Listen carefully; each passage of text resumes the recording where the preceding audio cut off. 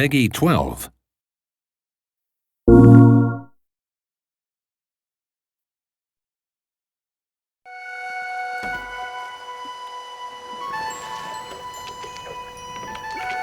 Whoa! It wasn't doing that before. There's a real visceral sense of being immersed in the game when you're holding something physical in your hand and you do it. The controller itself really contributes to the feeling that you are a wizard. You have a magic wand in your hand, and Finn has a magic wand in his hand. It's the best one-to-one connection with a character that I've ever felt. When we first took the controller and whirled it over our head and saw the apprentice conjure a tornado out of the ground, it's like, that is something different. That is not just another press the button and cast your spell. He just conjured a tornado. This is awesome.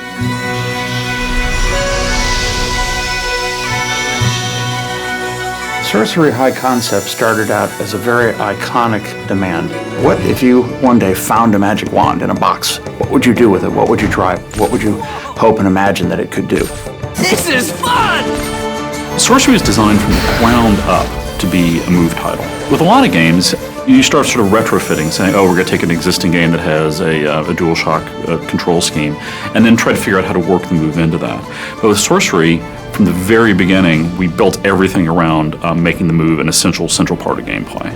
Of many places that I've worked, our studio's a little different in that we are a little more physical, and we kind of embrace that, especially working with the move. So when you cast a spell and to throw up your arm in a shield is really something that came out of how we talked about the game.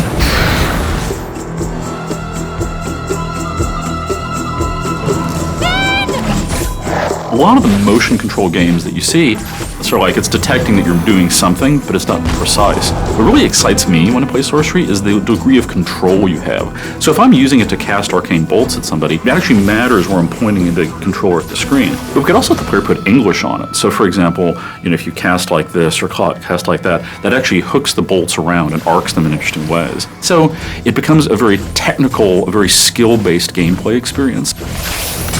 Fighting is active. Drawing a firewall, throwing a bolt through it. Those movements are quick, fast. Spell switching is on the fly, and it's a movement, it's not a button press. As you get deeper into Sorcery, you learn more spells. You gain a command over the elements: ice, fire, wind, electricity. Then we found that combining them was cool. Cast your whirlwind through fire, the fire is sucked up off the ground and your whirlwind becomes a fire tornado. Cast your bolts into a fire-nado and fire bolts are multiplied and spread throughout the arena. Every spell in Sorcery can be combined with the other spells to produce a deep combo system that lets you just attack your enemies in a wide variety of ways to maximum advantage. A troll! That thing is huge! This way, come on!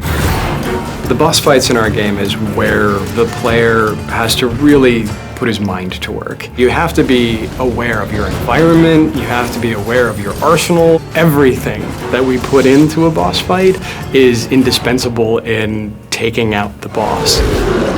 Hey, you! Sorcerer! Finn, we don't have time for this.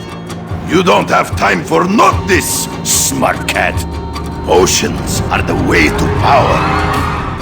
Alchemy is the flip side of all the action gameplay. In Alchemy, you're using the motion controller, but it's not under the pressure of combat. You discover many unusual ingredients. So our alchemy system, which is the key to level progression, involves mixing these elements together. And we make sure that with our move, we do this in a very visceral sort of a way.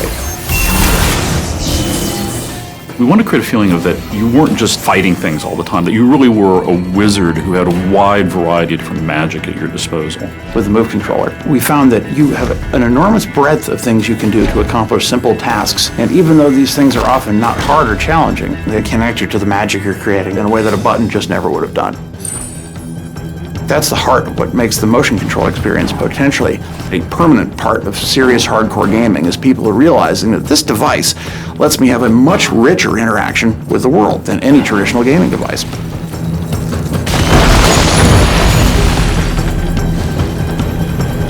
I feel that we've given people a really solid, playable game experience that uses the move like it's meant to be used as a serious game and control device, to reach down and pick it up and to be that apprentice who was reaching out and grabbing the wand, the Master's wand, for the first time and feeling the power of it surge through him, just as you realize the power that you yourself are experiencing as a player.